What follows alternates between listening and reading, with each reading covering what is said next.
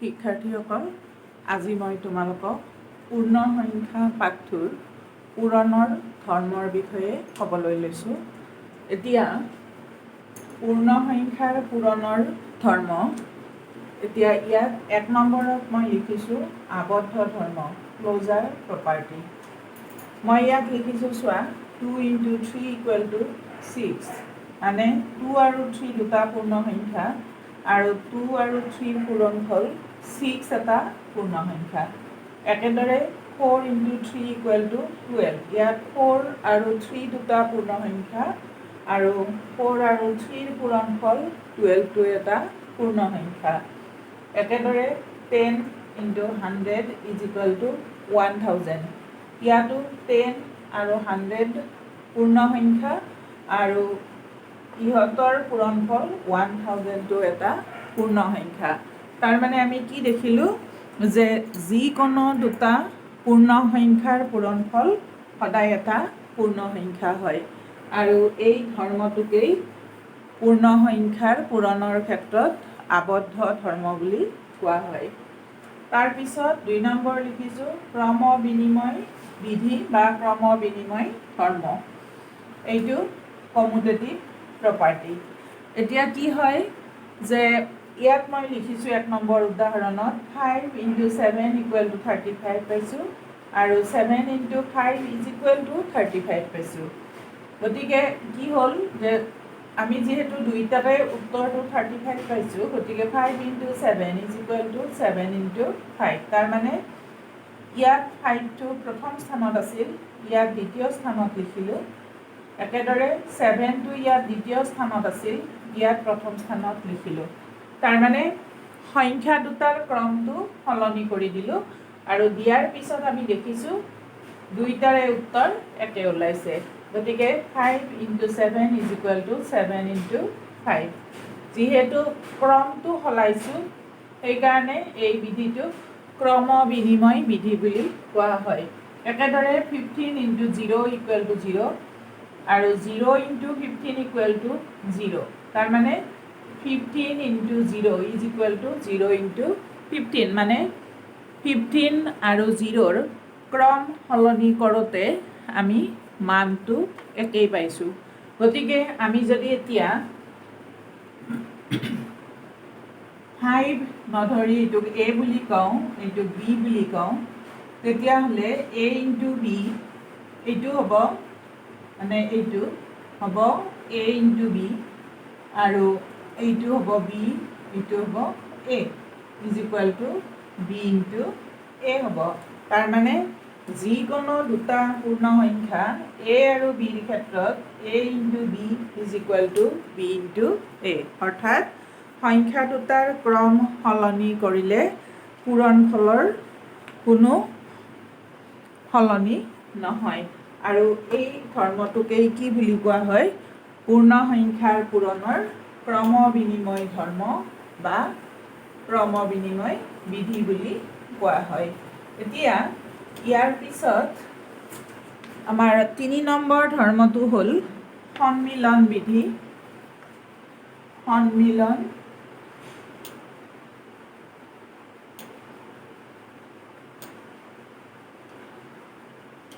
সন্মিলন বিধি, এছ'চিয়েটিভ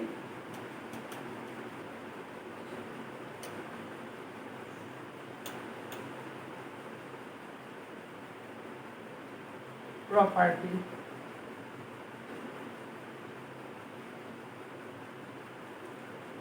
সন্মিলন বিধি। এতিয়া এইটো হ'ল 3 নম্বৰ ধৰ্ম। ইয়াতে আমি প্ৰথমতে কি কৰোঁ যে তিনিটা সংখ্যা ধৰি লওঁ, 3 × 5 × 7। এইটোৰ মান উলিয়াওঁ। উলিয়ালে কিমান হ'ব? আমি জানো বন্ধনী থাকিলে বন্ধনীৰ ভিতৰৰখিনিৰ আগতে কামখিনি কৰি লওঁ। 3 × 5 = 15, 105 আৰু ইয়াতে কৰিছোঁ 3 × 5 × 7। কৰিলে বন্ধনীৰ কামখিনি আগতে কৰিব লাগিব।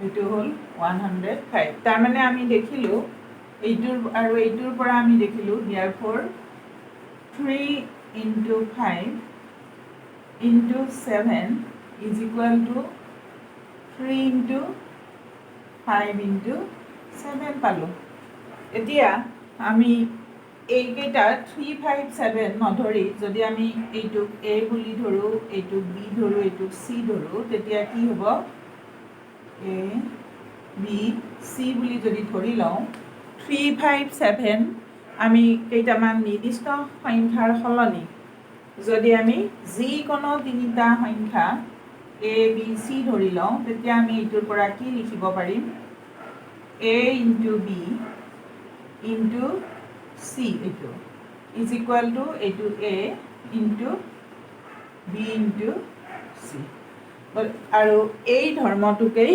পূৰণৰ ক্ষেত্ৰত সন্মিলন বিধি বুলি কোৱা হয় তাৰপিছত 4 নম্বৰ ধৰ্মটো আছে যোগৰ ওপৰত পূৰণৰ বিতৰণ বিধি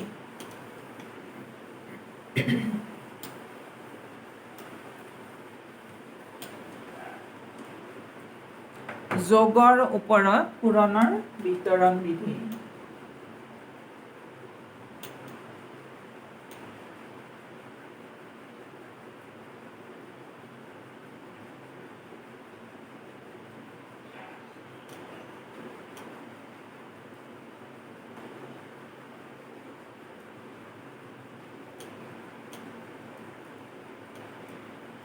এতিয়া এই ধৰ্মটোত আমি কি কৰিম যে আমি তিনিটা যিকোনো পূৰ্ণ সংখ্যা যদি A B C লওঁ তেতিয়াহ'লে আমি দেখিম যে A into B plus C is equal to A into B plus A into C এইটো হ'ব আৰু আন এটা আছে A plus B into C is equal to A into C plus B into C এই ধৰ্ম দুটাক কি বুলি কোৱা হয় যোগৰ ওপৰত পূৰণৰ বিতৰণ বিধি বুলি কোৱা হয় ইয়াত কি কৰিছোঁ আমি যে A into B plus C এই বন্ধনীৰ ভিতৰত থকা ৰাশি দুটাৰ যোগফলটোক আমি এৰে পূৰণ কৰিলে যিটো পূৰণফল পাম B আৰু C বেলেগ বেলেগকৈ এৰে পূৰণ কৰি যোগ কৰিলেও একে পূৰণফলেই পাম আৰু সেইটো কাৰণে ইয়াত লিখা হৈছে A into B plus C is equal to A into B plus A into C ইয়াত যোগ চিন আছে আৰু এইটোৰে পূৰণ কৰিছোঁ মানে এই ৰাশি দুটাৰ যোগফলটো এৰে পূৰণ কৰিছোঁ আৰু কি কৰিছোঁ এই ৰাশি দুটাৰ লগত এইটো ভগাই দিছোঁ বিতৰণ কৰি দিছোঁ চোৱা A into B এইটো প্লাছ চিন আছিলে গতিকে এই চিনটো প্লাছ চিন দিছোঁ তাৰপিছত এইটো C আছিলে A into C একেদৰে এইটোতো A plus B এই দুটা ৰাশি যোগফল আছিলে into C equal to A into C plus B into C সেইটো কাৰণে ইয়াত ধৰ্মটো কোৱা হয় যোগৰ ওপৰত পূৰণৰ বিতৰণ বিধি এতিয়া আমি ইয়াত A B C ৰ সলনি তিনিটা ৰাশি ধৰি লওঁ যে A equal to 5 যিকোনো পূৰ্ণ সংখ্যা ধৰিলে হ'ব তাৰপিছত B equal to 7 C equal to 10 ধৰিছোঁ মই তোমালোকে নিজৰ ইচ্ছামতে যিকোনো পূৰ্ণ সংখ্যা ধৰিয়েই কৰিব পাৰিবা এতিয়া মই 1 নম্বৰৰ লেফ্ট হেণ্ড সাইডটো কৰি চাওঁ A into B plus C is equal to মানকেইটা বহাই দিম 5 into B মানে 7 C মানে 10 5 into 17 is equal to 85 তাৰপিছত সোঁফালটো কৰিম এইটো A into B plus A into C A মানে 5 B মানে 7 plus A মানে 5 C মানে 10 5 into 7 35 into 50 is equal to 85 গতিকে আমি দেখিলোঁ এইটো ইয়াত এইখিনিৰ মান 85 হ'ল আৰু ইয়াৰ পৰা আমি দেখিলোঁ এইখিনিৰ মানো 85 হ'ল তাৰ মানে a into b plus c a into b plus c equal to a into b plus a into c বুলি আমি প্ৰমাণ কৰিলোঁ বা সত্যাপন কৰিলোঁ তাৰ পিছত আকৌ দ্বিতীয়টোৰ ক্ষেত্ৰতো একেদৰে আমি কৰি চাম যে দ্বিতীয়টোৰ ক্ষেত্ৰত বাওঁফালটো আছিল a plus b into c is equal to a এর মান 5 b এর মান 7 c এর মান 10 5 plus 7 12 into 10 is equal to 120 তাৰ পিছত right hand side to আছিল a into c plus b into c এর মান 5 c এর মান 10 plus b এর মান 7 c এর মান 10 5 into 10 50 7 into 10 70 is equal to 120 হল তার মানে আমি দেখিলো যে a plus b into c এইটোৰ মানো 120 হৈছে আৰু ইয়াত এইটোৰ মানো 120 হৈছে তাৰ মানে এই ধৰ্মটো সত্যাপন কৰা হ'ল গতিকে এই ধৰ্মটো তোমালোকে খুব ভালকে মনত ৰাখিবা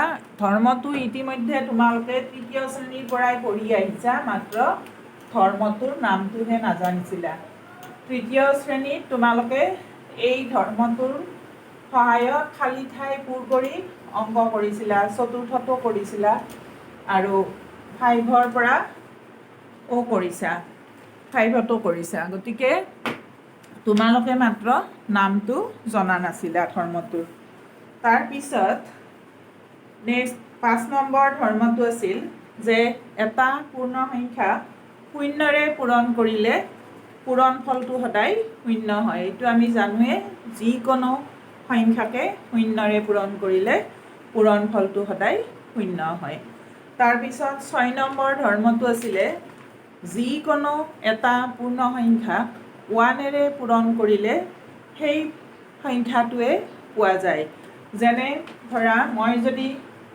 15 into 1 লিখোঁ তেতিয়াও 15 হ'ব আৰু 1 into 15 লিখিলেও 15 হ'ব তাৰ মানে 15 into 1 is equal to 1 into 15 হ'ল আৰু একেদৰে যিকোনো পূৰ্ণ সংখ্যা যদি মই পূৰ্ণ সংখ্যাটো 0 বুলি ধৰোঁ 0 into 1 equal to 0 1 into 0 is equal to 0 হ'ব তাৰ মানে 1ৰে যিকোনো পূৰ্ণ সংখ্যাক পূৰণ কৰিলে পূৰণফল সেই সংখ্যাটোৱে হয় ইয়াত 15ক পূৰণ কৰিছোঁ 15 পাইছোঁ ইয়াতো 15ক পূৰণ কৰি 15 পাইছোঁ ইয়াত 0 পূৰণ কৰি 0য়ে পাইছোঁ ইয়াতো 0 পূৰণ কৰি 1ৰ লগত 0য়ে পাইছোঁ আৰু সেইবাবে কি কোৱা হয় 1ক গুণাত্মক একক মৌল বুলি কোৱা হয় আৰু আমি ইয়াত 15 0 নধৰি আমি এনেকৈ ক'ব পাৰোঁ যে যিকোনো পূৰ্ণ সংখ্যা এৰ ক্ষেত্ৰত a into 1 is equal to a আৰু 1 into a is equal to a হয় গতিকে এইটো কি কোৱা হয় যে যিহেতু যিকোনো পূৰ্ণ সংখ্যাক 1ৰে পূৰণ কৰিলে সেই সংখ্যাটোৱেই পোৱা যায় সেইবাবে কি কোৱা হয় 1ক গুণাত্মক একক মৌল বুলি কোৱা হয় তাৰপিছত এতিয়া অনুশীলনী 2bৰ কেইটামান অংক কৰিছোঁ মই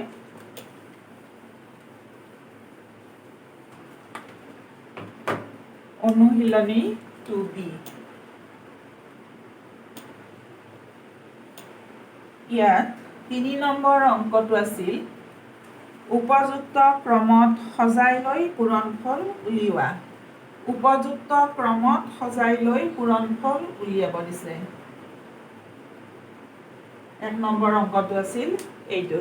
এতিয়া উপযুক্ত ক্ৰমত সজাব দিছে। এতিয়া আচলতে আমি এই পূৰণফলটোতো গোটেইকেইটা সংখ্যা এফালৰ পৰা পূৰণ কৰি গ'লেও হয়, কিন্তু উপযুক্ত ক্ৰম বুলি যে কৈছে যে আমি এতিয়া কিছুমান বিধি শিকিলোঁ, সেই বিধিবিলাক প্ৰয়োগ কৰি আমি অংকটো সহজতে আৰু কম সময়তে কৰিব পাৰোঁ, আৰু সেইটো কাৰণে কৈছে যে উপযুক্ত ক্ৰমত সজাই লৈ পেলাই কৰিব দিছে। গতিকে আমি এটা কাম কৰোঁ, 2 ইনটু, আমি জানো 2 আৰু 5 পূৰণ কৰিলে 10 হ'ব, আৰু তেতিয়া 10ৰে 67ক পূৰণ কৰিলে 670 হ'ব। গতিকে আমি সেইটো কৰিম, কিন্তু তাৰ আগতে কি কৰোঁ, 5টো ইয়ালৈ আনো, এই দুটা সলনি কৰিলোঁ, তাৰমানে 5টো ইয়াত আনিছোঁ আৰু 67টো এইফালে নিলোঁ।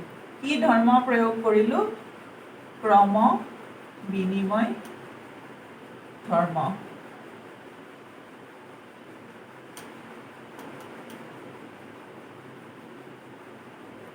তাৰপিছত এতিয়া 2 into 5, 10 into 67 is equal to 670। এইটো হ'ল আমি সহজতে কৰিলোঁ যে 2 আৰু 5 পূৰণ কৰিছোঁ, আৰু 2ৰ কাষত 5টো নাছিল, ইয়াত আছিল। যিহেতু আমি এতিয়া কিছুমান ধৰ্ম শিকিলোঁ, সেই ধৰ্মবিলাক প্ৰয়োগ কৰি পেলাই আমি অংকটো সহজতে কম সময়তে কৰিবলৈ চেষ্টা কৰিছোঁ। তাৰপিছত 3 নম্বৰ অংকটো আছিল 2 ইনটু 612 ইনটু 50 ইনটু 25 ইনটু 4। ইয়াত এই 5টা সংখ্যা পূৰণ কৰিব দিছে। ইয়াতো আমি কোনকেইটা কৰিলে আগতে, কোনকেইটা সংখ্যা আগতে পূৰণ কৰিলে আমাৰ সহজ হ'ব আমি চাই লওঁ। আমি এটা কাম কৰোঁ, 2ৰ লগত 50 কৰিলে 100 হ'ব। আচলতে যদি আমি কি কৰিব পাৰোঁ, পূৰণফল উলিয়াওঁতে 10, 100, 1000 এনেকুৱা সংখ্যা দুটা বা তাতকৈ বেছি সংখ্যাৰ পূৰণফল উলিয়াই ল'ব পাৰোঁ, তেতিয়া আমাৰ অংকটো কৰোঁতে সহজ হয়। গতিকে আমি চাম যে 10, 100, 1000 এইবিলাকত প্ৰকাশ কৰিব পাৰি নেকি। ইয়াত আমি 5টো 2ৰ ওচৰলৈ আনি 10 কৰি লৈছোঁ। ইয়াত এই 2 আৰু 50টো যদি মই লিখোঁ 100 হ'ব, আৰু ইয়াতে এই দুটা 25 ইনটু 4 100 হ'ব। তেতিয়া আমাৰ সহজ হৈ যাব। গতিকে আমি কি কৰিম, এইটো সংখ্যা ইয়াত আনিম আৰু এইটো ইয়াত লৈ যাম। গতিকে 2 ইনটু 50 ইনটু 612, এইখিনিত ক্ৰম বিনিময় বিধিটো প্ৰয়োগ কৰিলোঁ। আৰু ইয়াত একো কৰিব নালাগে, একে দিয়াই আছে একেলগে সংখ্যা দুটা। গতিকে ইয়াত ক্ৰম বিনিময় ধৰ্মমতে বুলি লিখিম। তাৰপিছত 2 ইনটু 50 100 ইনটু 612 ইনটু 25 ইনটু 4 100। এতিয়া ইজি হৈ গ'ল, দুটা 100 আছে। গতিকে আমি পূৰণ কৰিলে, তোমালোকে ইতিমধ্যে জানাই যে এইটো কেনেকৈ পূৰণ কৰে। এটা পূৰণ কৰিলে আমি কি পাম, 612টো লিখিলোঁ, আৰু ইয়াত দুটা শূন্য, ইয়াত দুটা শূন্য, গতিকে 4টা শূন্য হ'ল। গতিকে আমি সহজতে অংকটো কৰিব পাৰিলোঁ। এইদৰে তোমালোকে 3 নম্বৰৰ বাকী থকা অংককেইটা কৰিবা। মই PDF ফাইলত ইতিমধ্যে ধৰ্মবিলাক আৰু উদাহৰণ কেইটামান তোমালোকক দেখুৱাই দিছোঁৱেই। তোমালোকে আগতে PDF ফাইলটো চাই ল'বা, আৰু তাৰপিছত অংকখিনি ভিডিঅ'টো চাই বুজি ল'বা। তাৰপিছত 4 নম্বৰ অংকটো আছে বিধি প্ৰয়োগ কৰি মান নিৰ্ণয় কৰা। 4 নম্বৰ প্ৰশ্ন, বিধি প্ৰয়োগ কৰি মান নিৰ্ণয় কৰা। 162 ইনটু 6 প্লাছ 162 ইনটু 4। এতিয়া আমি চাব লাগিব আমি জনা বিধিকেইটাৰ কোনটো ইয়াত প্ৰয়োগ কৰিব পাৰিম। এতিয়া আমি এইটো ধৰ্ম শিকিছিলোঁ a into b plus c is equal to a into b plus a into c বিতৰণ বিধিত আমি এইটো পাইছিলোঁ। এতিয়া চোৱাচোন ইয়াত এইখিনি মিলি আছে নেকি? এৰ ঠাইত যদি মই 162 লিখোঁ, বিৰ ঠাইত 6 প্লাছ এৰ ঠাইত 162, চিৰ ঠাইত 4 আছে। তাৰমানে আমি এইখিনি আকাৰত আমি এইখিনি পাইছোঁ। গতিকে আমি এইফালৰখিনিত লিখিব লাগিব। এতিয়া কি লিখিব লাগিব? আমি এ মানে ইয়াত পাইছোঁ 162 ইনটু বি মানে ইয়াত পাইছোঁ 6, এই প্লাছ চিনটো এইটো, আৰু চি মানে ইয়াত পাইছোঁ 4। গতিকে এইটো আমি ইয়াত বিতৰণ বিধিমতে বুলি লিখি দিব লাগিব। বিতৰণ বিধিমতে is equal to 162 into 10, 1620 পালোঁ এনচাৰটো। তাৰপিছত নেক্সট 3 নম্বৰ অংকটো মই কৰি দিছোঁ।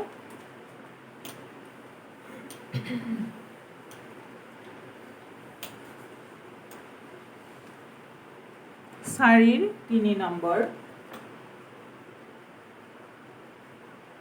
অংকটো আছিল 1764 into 60 plus 1764 into 35 plus 1764 into 5। এতিয়া আমি এতিয়ালৈ কি কৰিছোঁ যে জানো আমি বিতৰণ বিধি আমি কি কৰিছোঁ, এইফালে দুটা ভাগ আছে, মানে a into B plus a into C. গতিকে আমি প্ৰথমখিনি ইয়াত আগৰটোৰ দৰে মিলিব। চোৱা, a মানে 1764, b মানে 60, আকৌ প্লাছ a মানে 1764 আৰু c মানে 35। গতিকে প্ৰথমে এই দুটাৰ ক্ষেত্ৰত আমি আগৰ অংকটোৰ দৰে এই বাওঁফালটো লিখিছোঁ। a মানে 1764 ইনটু b মানে 60 প্লাছ c মানে 35।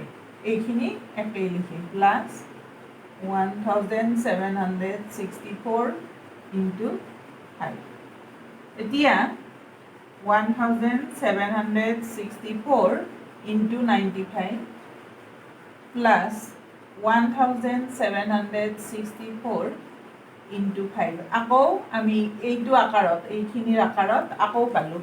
a মানে 1764, b মানে 95 আৰু c মানে 5 পাইছোঁ। গতিকে আকৌ ইয়াত কিন্তু তোমালোকে বিতৰণ বিধিমতে বুলি লিখি দিব লাগিব।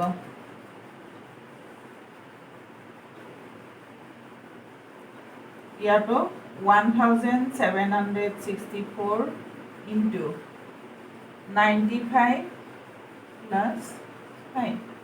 ইয়াতো বিতৰণ